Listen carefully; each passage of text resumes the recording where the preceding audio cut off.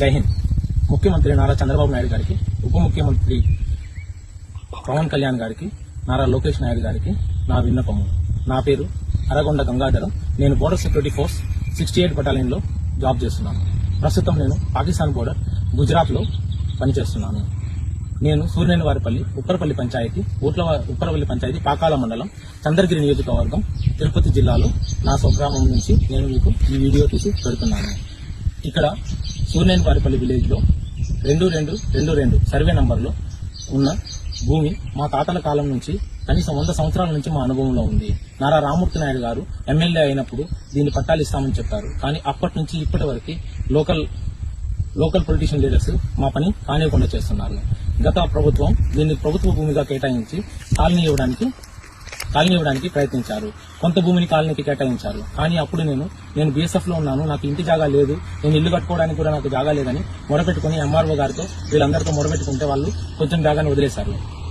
అది మా తాతల కాలం నుంచి మా ఆధీనంలోనే ఉంది. మేమే దాన్ని చేస్తున్నాము. ఇప్పుడు 5 సెంట్ల భూమిలో నేను ఇల్లు కట్టుకోవడానికి ప్రయత్నిస్తుంటే ఇల్లు కట్టుకోవడానికి జూన్ నెలలో వచ్చి ఈ ఫౌండేషన్ ఈ కడగాలో వేశాను. ఇప్పుడు మళ్లీ సెలవు వచ్చి ఇల్లు కట్టడానికి ప్రయత్నిస్తుంటే మా ఊరు లోకల్ లీడర్ పొంగర బాలాజీ అనే వ్యక్తి 2 లక్షల రూపాయలు ఇస్తేనే ఇల్లు కట్టనిస్తాము, ఇది మండల అధ్యక్షులకు అందరికీ అవసరము, ఇవ్వకపోతే కట్టనివ్వమని బెదిరిస్తున్నాడు. నేను ఇవ్వనని చెప్పిన వెంటనే మరుసటి రోజే వీఆర్ఓ గారిని పంపించి ఎంఆర్ఓ దగ్గరికి నన్ను పిలిపించి, ఎంఆర్ఓ సార్ నువ్వు కట్టడానికి వీలు లేదు, మేము చెప్పేంత వరకు అంటే ఇండైరెక్ట్ గా అతను నాకు వార్నింగ్ ఇస్తున్నాడు. వాళ్ళకి డబ్బులు ఇచ్చి కట్టుకోమని చెప్పి. నేను ముఖ్యమంత్రి గారిని, ఉప ముఖ్యమంత్రి గారిని, లోకేష్ బాబు గారిని నేను కోరుకుంటున్నది ఒకటే. మేము జీవితకాలం 23 సంవత్సరాలు భారతదేశంలోని అన్ని వైపులో ఉన్న బోర్డర్లో పనిచేశాము, దేశం కోసం సేవ చేస్తున్నాము. కానీ మాకు 5 సెంట్ల భూమి కోసం ఈ రోజు నేను ఒక చిన్న మండల అధ్యక్షుడు ఇలాగ నన్ను నిలుపుతుంటే ఎంఆర్ఓ గారు పట్టించుకోవట్లేదు. ఏం నువ్వు బోర్డర్లో చేస్తే నీకు ఏంటి, మాకేంటి అని అడుగుతున్నారు. నువ్వు బోర్డర్లో ఉంటే మాకేంటి అని అడుగుతున్నారు.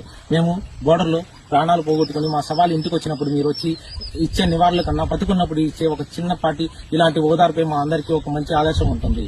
మేము ఇంటి దగ్గర ఇన్ని సమస్యలు పెట్టుకుని బోర్డర్లో మేము ఎలా పనిచేయాలి, ఎలా అక్కడ మేము ప్రశాంతంగా ఉండాలి, దేశానికి ఎలా మేము సేవ చేయాలి,